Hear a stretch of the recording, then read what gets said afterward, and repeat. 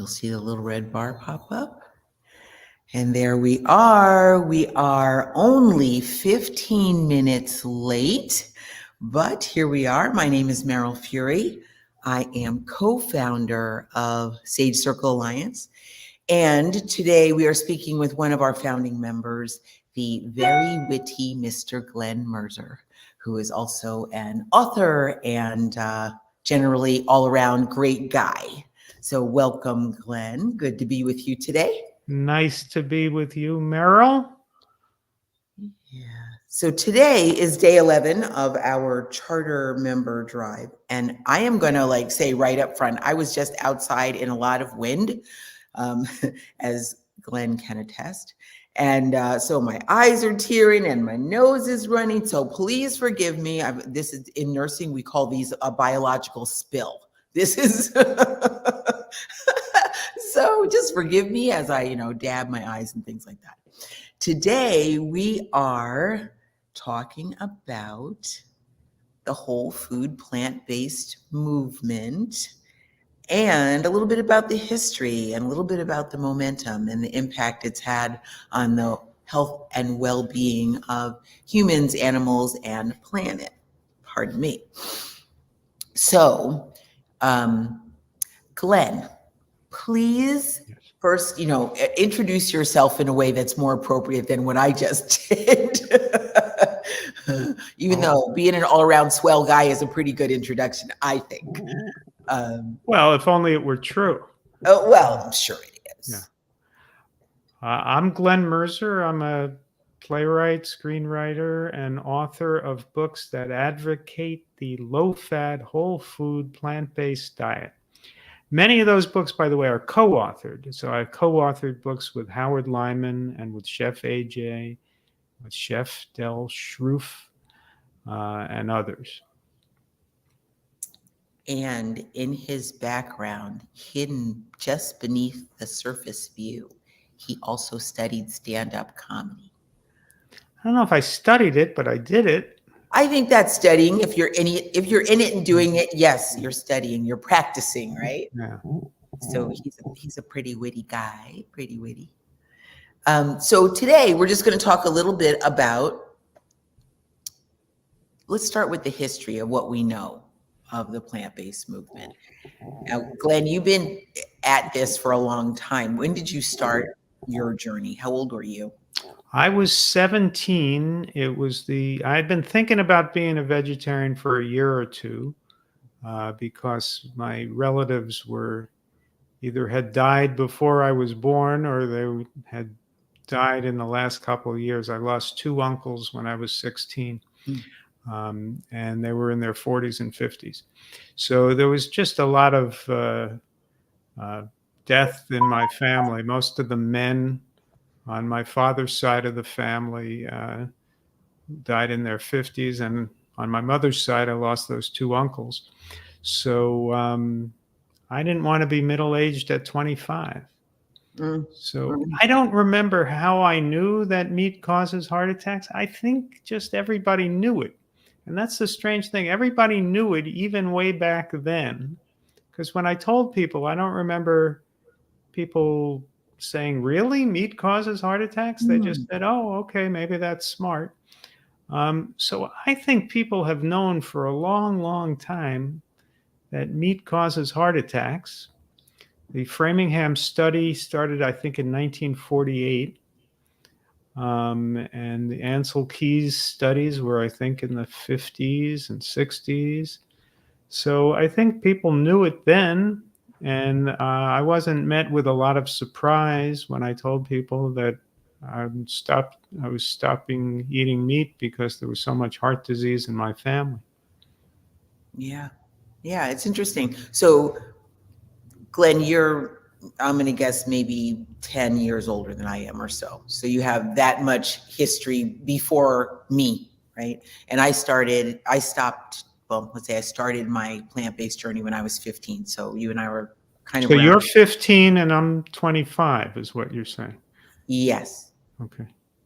Does that sound right? Yeah. Sure, we can go with that, right? Yeah.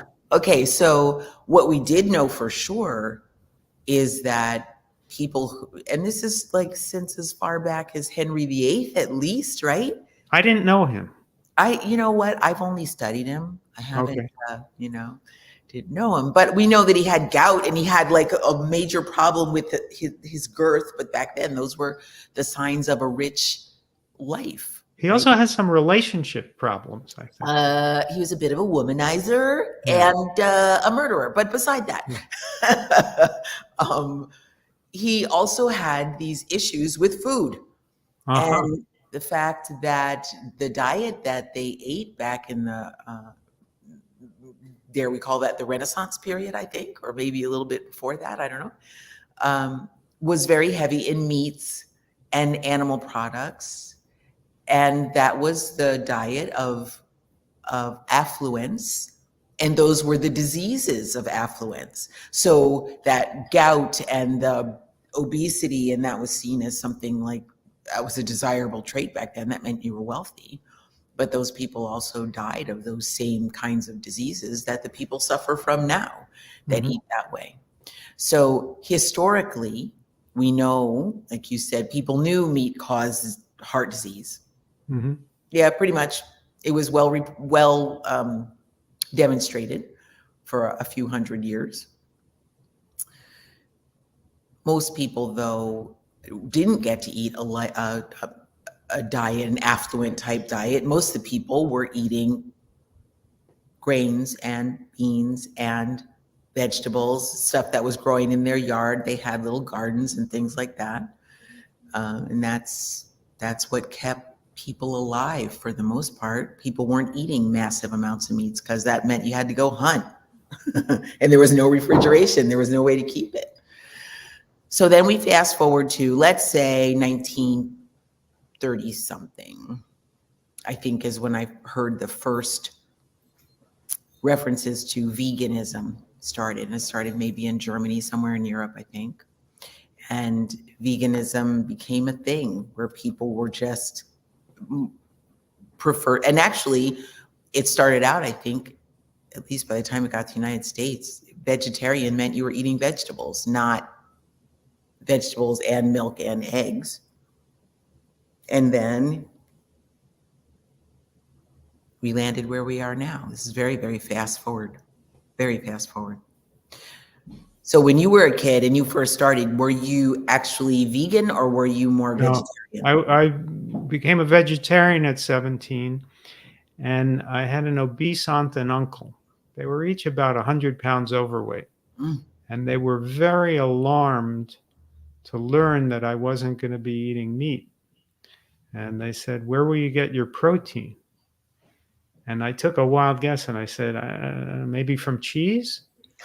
And so I kept eating cheese stupidly for the next 19 years.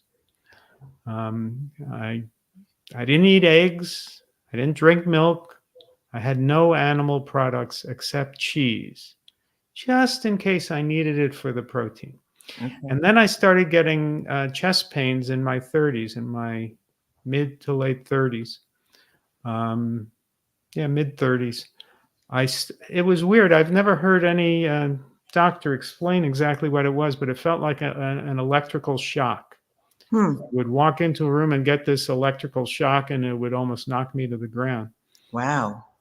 And it happened about a dozen times. And I thought, should I go to a cardiologist? I don't like going to doctors. And I was too young to go to a cardiologist. And I thought, boy, this is unfair. I have such bad genes that I've been a vegetarian for 19 years and I'm getting heart disease. And then I thought about it and I said, now, why don't I eat meat? Because of the saturated fat and cholesterol. That's what causes heart attacks. But I'm eating cheese, which is saturated fat and cholesterol. So I gave up the cheese, never went to a doctor, never had that pain again. So that was about 33 years ago or so when I gave up the 32, when I gave up the cheese and became vegan. Now, I see that our other good friend, Peggy Krause, is in the background here. So I'm going to bring her on. Hey, Peggy. Hello, Peggy. Hi, Glen. Hi, Meryl. Hello. How are you? Welcome. Thank you. How are you both today? Good. Doing great. Doing great. Good to see you. Thank Okay, you. so I'm hearing a little bit of feedback. I Maybe don't know. I dialed in on my phone. Let me get out and let me get in on my laptop. Okay. I'll let Okay. you right back in. Okay. Yeah, thank you. All right. So how old were you when you were feeling these pains, these I electrical? think about 35. Wow. Yeah. Yeah. Yeah. That's scary stuff. Yeah. It was stupid to eat cheese.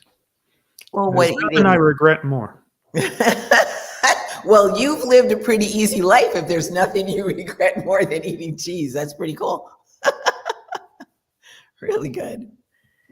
All right. So historically, then let's just look like at bigger picture stuff. The whole food plant-based movement, as far as you know, like, okay, let me ask you this, because this is something that I've thought about a fair amount. When you were a kid, were there any books or anything that you could refer to? Well, I'm sure there were, but I don't remember reading any of them. I remember listening to the comedian Dick Gregory talking about being a vegetarian. He was a hero of mine. Mm-hmm. And I don't remember Now I reading any cannot books. hear you. Uh-oh. Can you hear me? We Yes? can hear you, yes. But she can't Oh. hear us respond. Got it. Okay. Very good. All right. So Glenn is talking about what kind of reference books he may or may not have had when he was first transitioning. Go ahead. Yeah, I don't remember reading any books. I just had heard, knew that meat causes heart disease. You just when you look at a hamburger, it looks like a heart attack, doesn't it? I mean, you look at that and you think, that's going in my body? I mean, it looks like a heart attack. So just based on that, I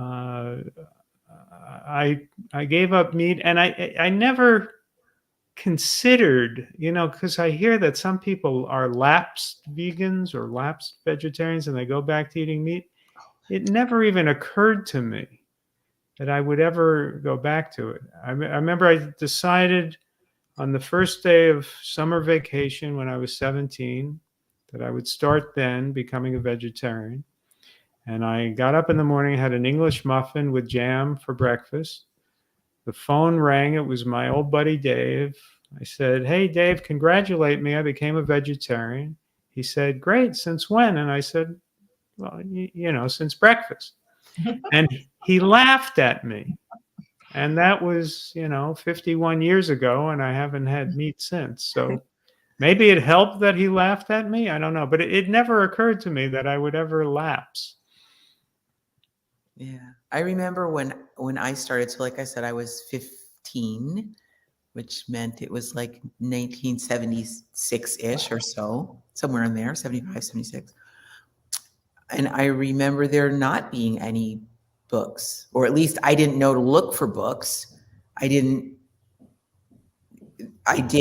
had Dick Gregory's book, but that came much later. I had Diet for a Small Planet by Frances Moore Lapay, wonderful stuff.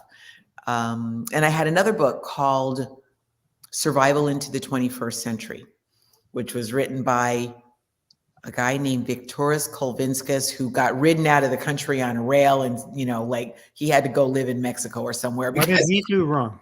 I think he crossed the line of telling people how to take care of their bodies. And one of the things he did say was he was kind of aiming people to go toward breatharianism, living on Breatharianism? breatharian. So you could lose weight on that diet. you sure can. And it's really hard to live off sunshine if you don't have chlorophyll. But that was his thing. He was kind of promoting that water and sun and air. I found that book fascinating. And for a little while, I went down to eating very, very little, very, very little. But that did not work for very long. Did you get hungry maybe? No. It's so funny. There are people in the world who are foodies and who love, they're like wired to eat, and they can remember, like you said, you remember you're eating a English muffin with jam or something, right? As your Yeah. first meal. I don't really have food memories. I do have fasting memories though. Things, memories of not eating for days at a time, which I'm not going to say that I necessarily recommend unless you are being monitored and carefully observed. Let me just say that I'm not trying to recommend that for anybody. Um, that's a whole world by itself, but that's what I did. I fasted, and it had something to do with Dick Gregory's book and this book by Victoras Kulvinskas. But those are the only books that I know of from back then, you know. What about you, Peggy? Did you have any reference books that you used to go from? I did, but I first met most of the authors of the book. So my first exposure to this was Dr. Furman. Did not read his book. Then it was Essie. I heard him talk, and I read his book. That was my defining moment that I don't need to eat meat anymore. Then I met Dr. Campbell, and I read the China Study just a couple months later, and that was it for me. Mm. But I have to say, my husband, being a commercial fisherman, he would still bring home fish every once in a while, and he would get a little upset if I wouldn't eat it, because of course this is his livelihood, and this is what I'm insulting him by not eating the fish. So I just ate it until a couple of years later, where I give it up. Mhm. So that's So what does your husband say now? oh, well, he's still fishing. He's ready to sell his boat, but he's still fishing. But he doesn't bring fish home but a couple times a year. And I conveniently excuse myself because I don't like the smell and it stinks up the house. But he'll eat fish when we go out. But otherwise, he's happy to eat what I cook, and he's the first one to say, "Let's have something healthy tonight." Now, Not that we don't eat healthy anyway, but. in what waters does he fish? Shinnecock Bay. Well, I'm sorry, not he fishes out of Shinnecock, but he fishes the Atlantic Ocean. Okay. And has he found the fish stock reduced compared to when he used to fish? It's cyclical. So, for instance, when he used to fish in the bay, he used to they caught thousands of horseshoe crabs, thousands, and they're not worth a lot of money. But when you're catching thousands, even 50 cents for the males and $1 for the females adds up real fast. Especially when somebody's coming. Why are the females worth more? Because they have the eggs, and they can use the eggs for other bait sources. Wow. So, but that is a fishery. I mean, horseshoe crabs have been around for zillions of years, right? They go back to the dinosaurs, and people are just like, "Oh, you're overfishing them," and there's millions of horseshoe crabs. So some of them are boldly all over the ocean. However, there are some, like he used to be able to catch blue claw crabs in the bay, and those went away. The silver eels at Christmas time, no more. Things like he hasn't been in the bay for 15 years. He's started fishing the ocean. So they may be populating again. But in the ocean, it's really a matter of the DEC puts really strict limits on what they can catch. And so today they say maybe they can catch 1,000 pounds of flounder, even though they can't.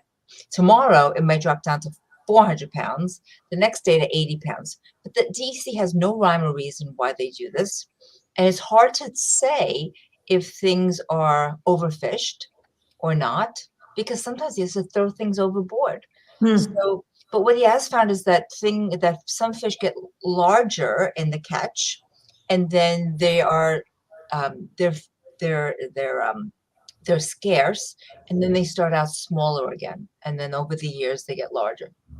So it's hard to say if things are really overfished. Probably not as much as they say. doesn't mean that I don't advocate for not eating them. It's just that Jamie's been fishing, we met almost 30 years ago, but when I was still eating meat and he was a fisherman, and what am I going to do after being married for 12 years? Oops, you're a commercial fisherman. I can't be married anymore. Right. It's just something that that's what it is. Yeah. That's so interesting. I would love to know what is the actual state of affairs with everything on the planet. I would love to know. Yeah. I believe that we are very poorly managing our resources. I believe that we are having certainly an adverse effect on most of whatever we touch. It seems so. But I would really love to know, and the way that the way that we get information and the way that we get, I guess that's it. The way we get information, it's hard to know what to believe, right? We get conflicting information all the time. What we do see though are, like lots of plastics in the ocean and lots of plastics on land. So 2 questions, actually a question and an observation. In your husband's work, does he ever talk about the amount of plastics in the ocean that he sees, or is that not really a thing? No, not really a thing. I've been talking about it recently because there was, I don't know who it was, and probably Dr. Furman. He brought it up about the microplastics that are, and they are so heavily concentrated, especially when you're eating up the food chain. So now you're eating mako and tilefish and those tuna, the larger fish, loaded with that. So that's kind of one of the things that I like to point out to my clients, my patients. Like, fish is not the answer to why you decide the answer to giving up meat and eating fish. It's just not. Right. But, anyway, but I don't think Meryl, jumping back, I don't think I ever answered your question about the books. So It was Prevent and Reverse Heart Disease, the China Study, my absolute favorite book of all time, and Food for Life. Oh, Eat to Live. Eat to Live. Eat to Live. Yes. All right. Check the title. It's right here. And I'm going to just check, like, when was China Study published? Do you have an idea? Do you have it right there next to you? I don't. Not the China Study. I can look it up. I have Google. Eat to Live. Uh-huh. So this is the paperback. The paperback didn't come out for a while, I think, after it was written, but 2003. China Study was 2005. 2005. What else? I looked the McDougall program. When was this written? Oh my gosh, it's like yellow. Yeah. The binding is yellow. Yeah. This one's probably even older, right? The Eat to Live.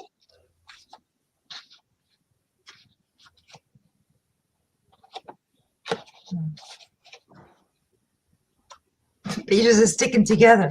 Uh-oh.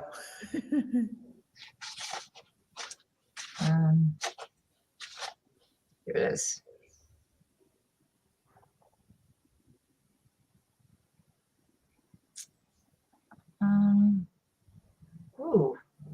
Wait.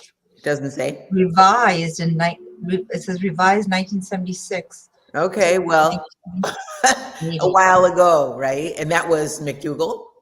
Yep, the McDougall program. That's interesting. Yeah. So when I was 15, in my world, those books did not exist, and never heard of McDougall program. So, kind of like Glen. Actually, I have to correct myself. We had no books to go from. We were just going by, experimentation on ourselves, right? I have to correct myself. It wasn't 1976. That was the FDA's handbook. It's 1990. This one. Okay, that makes sense, because I don't remember much of nothing being out there. The old ones. That's what I did. 2 or 3 other books that I had were all about herbs, medicinal herbs. So there was one called Back to Eden by Jethro Kloss, and there were a couple others that were herbals. I want to say her last name was Grieve. The author's last name was Grieve. And that's what I used. I studied a lot about herbs, so the use of chamomile and mint and coltsfoot and just different things like that for herbal medicine. But there weren't any really, there just weren't any books other than the three I mentioned before. It's really come. I mean, you could probably have an entire section in Barnes and Nobles right now with all the books. Yes, and more coming all the time, to which Glen graciously contributes from time to time. Very good. Yeah, right. So I'm looking at our notes here. So when we talk about increasing the momentum of the movement, I guess it makes me wonder, like, what can we, if we had a magic wand and we could do anything we wanted to do, what would you choose to do to increase the momentum of the movement? I think we need to be on television more. I know that these days people watch less television and they watch their cell phones more. But any advertisement that's on television could, of course, be across all platforms. But I would love to see advertisements that make the case against killing yourself by eating meat. And I think that should be possible. Uh-huh. Certainly Dr. Barnard and That's the PCRM, person, right? that's the man I think of for that. Yeah. Go Dr. Barnard. Mm. Right? And his billboards are so provocative. Oh my gosh. Yeah. I can't think of any of them right now, but I would. That's bold. Yeah. Love it. Love it, right? Somebody's got to speak up for us. That's right. If you could wave a magic wand, Peggy, what would you do? I mean, the commercials against cigarette smoking were very effective. Most people don't smoke now. So I think what we need is commercials against eating meat. I don't know that it was the commercials against cigarette smoking that actually stopped that. Sorry, I'm playing. What do you think it was? I have to plug in here shortly. I think it was a combination of things. There was the in-school education that taught kids. It started with the next generation. Mm-hmm. The kids, teaching the kids that cigarette smoking was harmful. I remember coming home and my father would have like a carton of cigarettes in his top drawer or whatever. He smoked Salem's, as I recall. And I remember coming home. Okay, I was a little bit crazy kid. I'm only a little bit crazy adult now, but as a kid, I was kind of crazy. So I remember going into his drawer and taking out his carton of cigarettes and stabbing it with a knife and then pouring ketchup on the stab marks. And then after a while, I think he got tired of wasting money on cigarettes getting stabbed like that, so he eventually stopped. Wow. But I think that had a lot to do with it, is the education of the next generation. And I think that for sure, because that stopped at the root, right? It prevented smoking from starting. But I like to think that it was, we really ostracized people, and we still do. People who smoke. We wouldn't let them into restaurants. They had to go into a certain section of the bar. Right. They have to go outside. They were really shamed. And I think it was all great. Yeah. Now there was also the whole thing about doctors used to be able to smoke in the hospital. Yeah. Were you working in hospitals at that time, Peggy? No. Yeah, I remember being in the hospital and doctors sitting at the charting stations smoking. I remember being on a cancer ward with a guy who had lung cancer actually getting chemotherapy put in, smoking a cigarette at the same time with oxygen. Wow. With oxygen. Oh my goodness. Yeah. So all that got outlawed, right? That's not legal anymore. I think it was a full court press they had to put on tobacco. even to take it down, like you said, not being advertised, they took it off of billboards, they took it right off of all kinds of things. So that made a difference. Yeah. Well, what I would love to see, I would love to see that people who are diagnosed with a new condition, new disease, that they are offered the opportunity to treat it with plant-based diet. Now, why does that give everybody the option? Just like Paul did, they gave him the option. Right. He was so lucky to be in that hospital, because or else they would have just gave him meatloaf and mashed potatoes and scheduled a surgery for the next day. That's right. Right? So true. So true. So lucky. Yeah. Right. You know, I on some level, I think it ought to be illegal, the way that hospitals do with food for people who are recently diagnosed, especially for something like heart disease or high blood pressure or diabetes. It ought to be illegal to give them food that we know is detrimental. Yeah, I agree. Yeah. And I have a friend who I met when I was in graduate school. So it had to have been 20 years after that. I mean, we had kept in touch the whole time. She became the head lead dietitian, registered dietitian at St. Francis Hospital. And here in New York, St. Francis Hospital is the place to go if you got anything cardiac on Long Island. So she was the lead registered dietitian at that hospital. And in cardiac rehab, I just one of our new patients had told me, "Oh yeah, I have my cabbage at St. Francis, and they gave me meatloaf the next day. It was very good." So I went. I said to my friend Gail, I said, "Are you freaking kidding me? You gave him meatloaf? He weighs, he's 100 pounds overweight. He just had bypass surgery, and you fed him meatloaf."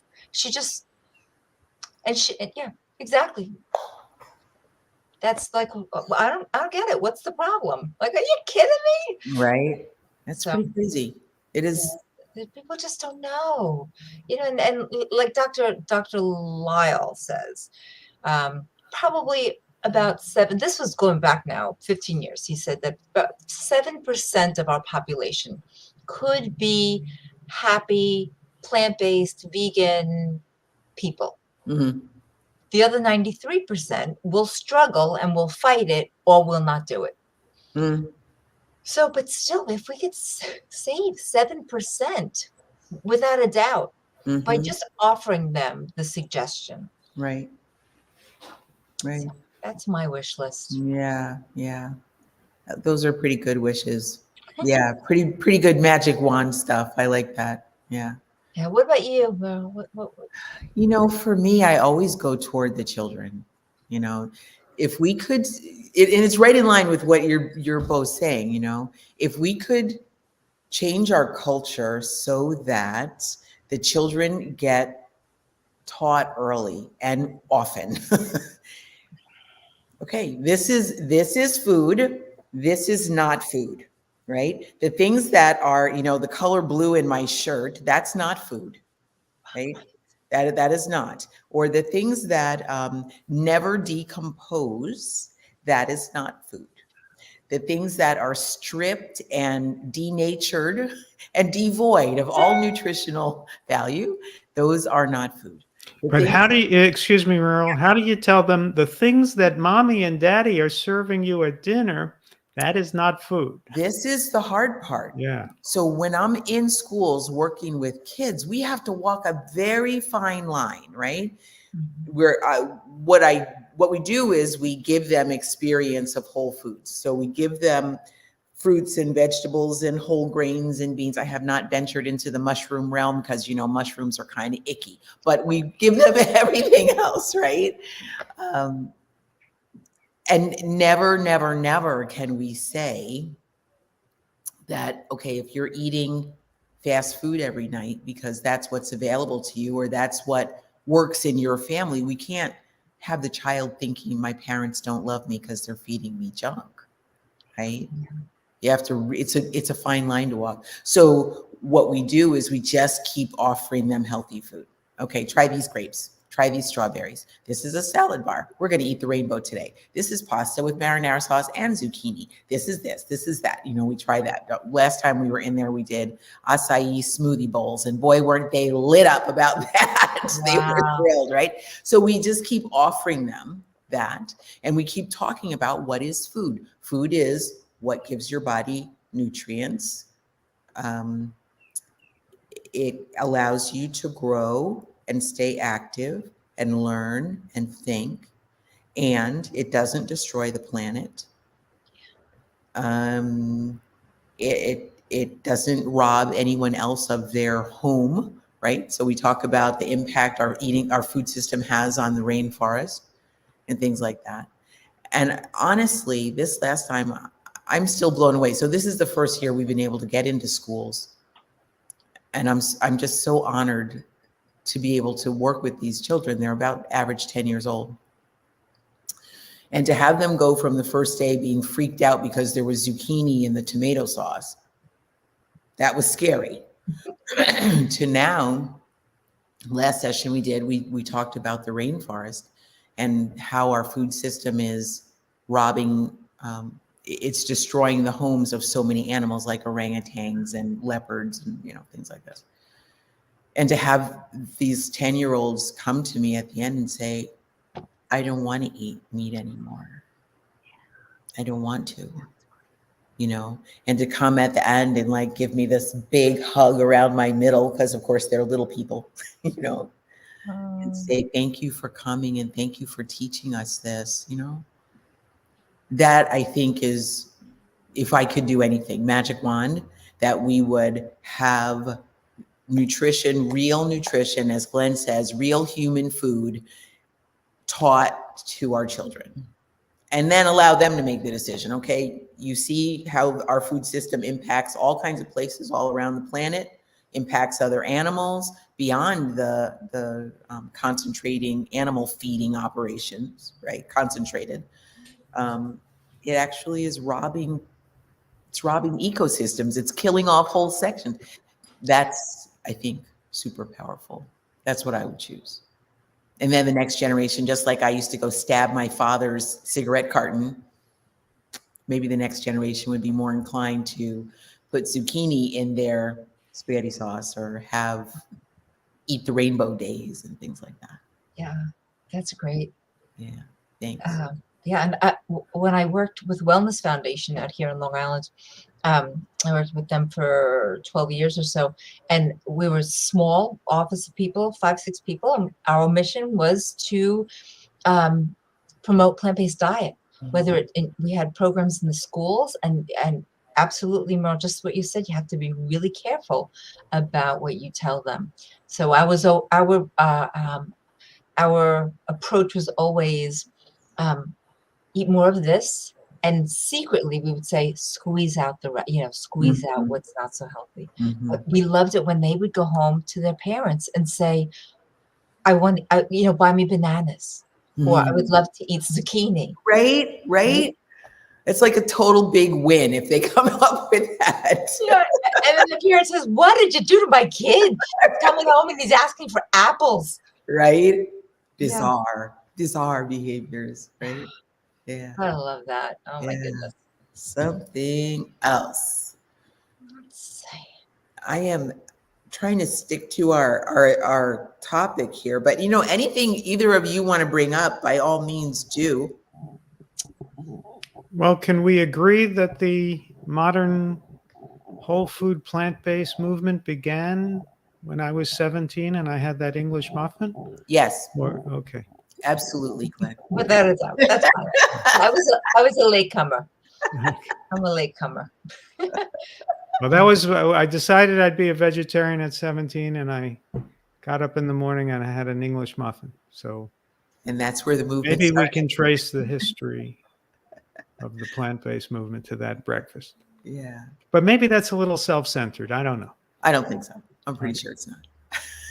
Well, you had brought up a point in one of our meetings some time ago, and you had said, why is it so difficult to get people to behave in the way that we have been behaving for millennia, right? That we didn't always eat beans. Well, that's probably a bad example. We didn't always eat um, uh, candy, concentrated candy out of a bag that's the color of the blue of your shirt, or icy blue from 7-Eleven. Right. Like, how is it that you think that works for longevity, for the planet, for animals? Totally not sustainable. No, But your point was really, it stuck with me. Like, how come society thinks that this new way is going to work? It's a question, isn't it? I think about this stuff a lot, actually. Unfortunately, somewhere along the line, we allowed the chemical companies to take over our food system, to have heavy influence in our government, to have heavy influence on our laws. And then we wind up with food this color, or, the color of that green dot that's behind Glen's shoulder there. It's like, no, that's not really food. It's not food. I was talking to my husband last night. We went, so here, he and I go out, we have date night every Friday, and we are in search of the best vegan pizza. That's our goal. We're in Southeast Wisconsin. There's a whole lot of pizza shops around here, all over the place, several per block in some areas, right? And we were talking about, what is food and how did we come to this? And,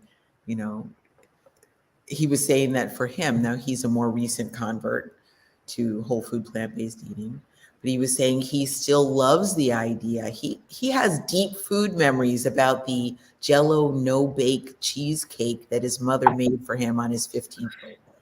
Wow. Like, ooh, I don't think I've ever had one of those. He was saying, yeah, that was the best. And to me, I saw, to me, that's not food. That's not even in a category called food. That's called a fake food-like substance that someone's created in a lab for really next to no money to fill you up with chemicals and addictive stuff. I wonder if you would have that now, if it would still taste the same way.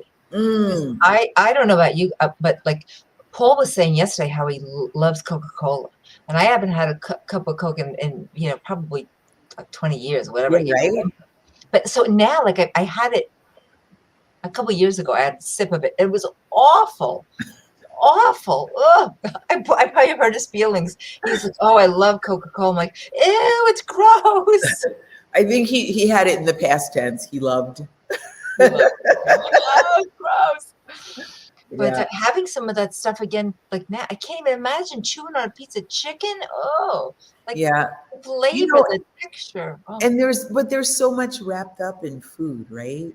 Like, Glen, I feel like we may be leaving you out of the conversation a little bit. You've been very quiet, but I noticed that, there's so much emotional stuff wrapped up in food. It's so much. If it was my mom and it was my 15th birthday, and maybe, for my husband, his dad had left a couple years before, and sort of it was the two sons and the mom together, right? And if she went out of her way, and I know that they struggled financially at that point, mom went out of her way to make this no-bake Jell-O cheesecake. That means love, right? That means everything. That's family. That's you're paying me attention. That means you care. There's so much wrapped up in food. I remember when I was a kid, my mom was a good Southern cook in the traditional African-American Southern style. And that meant that she cooked pig's feet and she cooked chitlins. I had hog maws, which is hog stomach. I had that, I remember that. And when she was cooking it, I mean, okay, I ate it. I mean, it was my mom doing the best she could, or what she thought was wonderful for me, right? So much wrapped up in that. And when I stopped eating meat, it was a big emotional thing for my mom, that I was rejecting whatever it is that she was putting on the table. And that was hard. That was hard. So, Glenn, I'm going to bring you into the conversation. All right. Top of the hour. Okay. When you decided to stop eating meat, did it hurt your mom's feelings? No, I learned at that time when I told my mother that I had just become a vegetarian. She said, "What took you so long?" Wow. And I said, "What does that mean?" And she said, "Well, I was planning to raise you as a vegetarian from birth." I said, "What?" She said, "Yeah, I had decided to raise you as a vegetarian from birth, but my doctor talked me out of it because he said that your brain wouldn't develop and your bones wouldn't develop and you'd be weak if you survived at all. So he talked me out of it." And so I didn't know what to do, so I raised you like I raised your sister.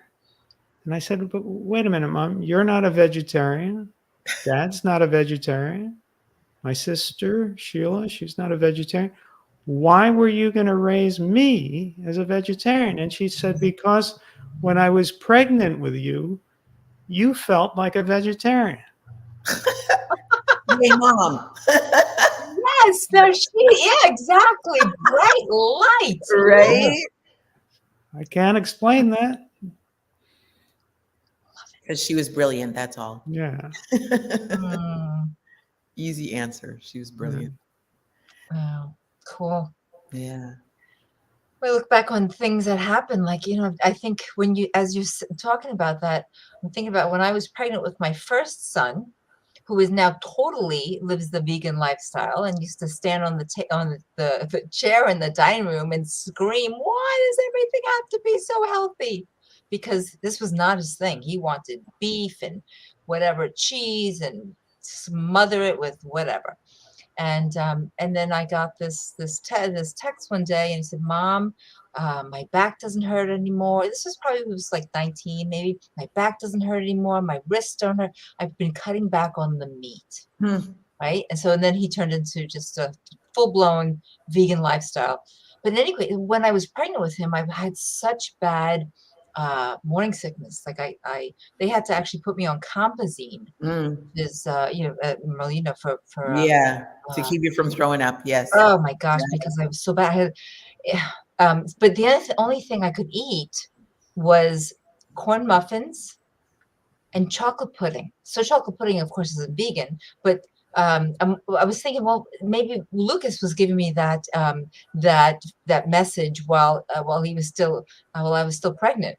But no, it was the chocolate pudding that I was eating, and that was, But yeah, I had lost actually from the day I found out I was pregnant to 2 weeks after I had Lucas, I had lost 10 pounds. Wow. So people struggle to get that baby weight off. Yeah. I was thinner than I was when I got pregnant.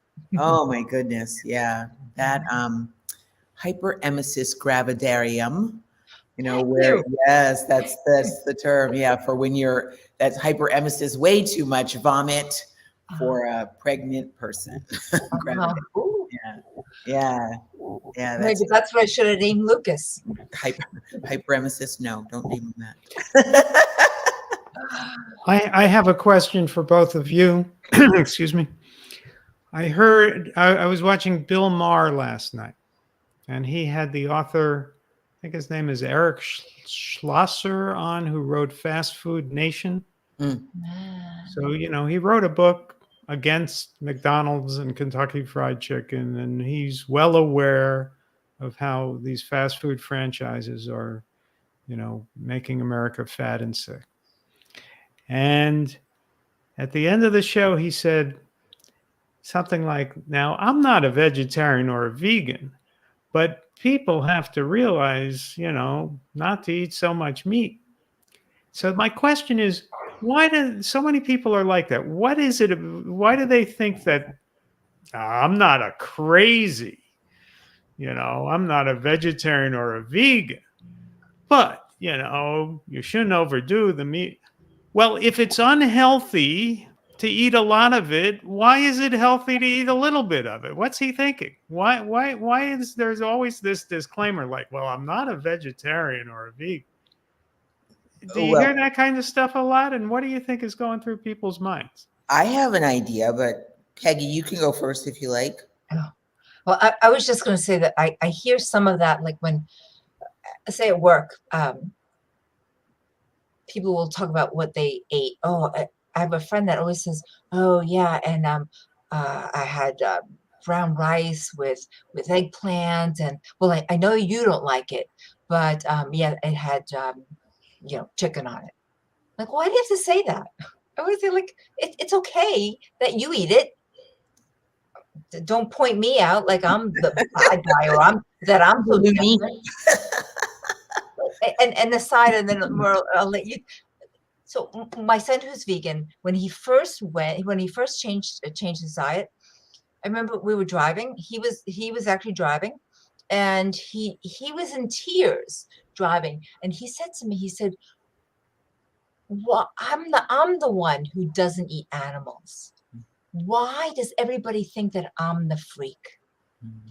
And it's just like, I'm like, oh my gosh, this kid is suffering because of his beliefs around food. So, Yeah. isn't that crazy? So they want to single us out because we're not like, I think in a way, maybe are we embarrassing them, or are we calling them out silently saying, well, we decide not to eat meat because of my health. I want my health to be such and such, and I want the planet to be such and such, and I don't want to eat animals. So maybe that they are offended in a way, and they say, yeah, I don't know. Yeah. I think that's part of it. So culturally, we are a meat-eating society, and our government supports that and encourages that and gives financial incentives to meat growers and egg board people and pork council people, and right there's a whole support system.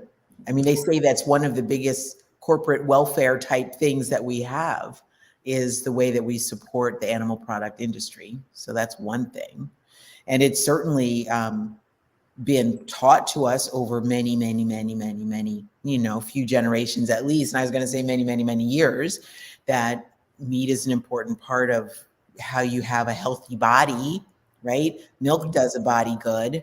And, real men eat beef, and that's how you get to be a big strapping bodybuilder weightlifter guy, is by eating so many pounds of protein in a day. And then there's also the part where, and this is more recently, certainly in our lifetimes, where Oprah got sued for being on her show and saying, I gave up meat a long time ago, or I can't stand the idea of eating meat. She got sued over that. You probably know that story better than I do. I co-authored, that was my first book, Howard Lyman's book, That's Mad right. Cowboy. And what she said was, that does it. I'll never eat a hamburger again. And there were some lunatic ranchers in Texas who thought she didn't have a right to say, I'll never have a hamburger again. And there was a trial in Amarillo, Texas, to determine whether or not Oprah had the right to say, I'll never have a hamburger again. And it turns out she had a right to say. Which is just nuts. Yeah. We do have freedom of speech, and saying I'm not going to eat a hamburger again is not quite like yelling fire in a movie theater, right? No. It's not the same thing. So we have this whole cultural thing, mystique around animal foods. One of the things that's going on right now in Illinois, so they just this school year changed their school food law to say that children can request, or their parents can request, a plant-based lunch, and the child can receive it, to include the milk, right? Well, there's people that work in the schools, the teachers and the food service staff are absolutely livid that children should be able to request a plant-based lunch. They shouldn't have to drink milk. They should be able to drink soy milk. I just talked to a lady down in Southern Illinois. Now, she is in the middle of Illinois farm country, where they're growing a lot of cows, and they got pork and they got dairy, right? The day that she's the food service director at a school, she made sure the kids had water and they had vegetable juice to drink instead of milk. She said the day that started, 3 teachers marched into the principal's office to complain that the children need milk at every meal and they should not be having this vegetable juice and water nonsense. I mean, there's a whole world built, and I'll add to that one last little thing, that if you're in the middle of farm country where people are growing cows and pigs, animal farming and dairy, well, then it's taken as a personal affront. You're disrespecting my livelihood, my family's livelihood. You're threatening our income. So, yeah, I think that has a lot to do with why we are the way we are around our food patterns, our eating patterns. It's a cultural, very well interwoven with our entire culture. But it is changing, right? Yes. It is changing slowly. Yes. Slowly. Now we could say as a segue to wrap it up, because we're at the top of the hour already, beyond the top of the hour.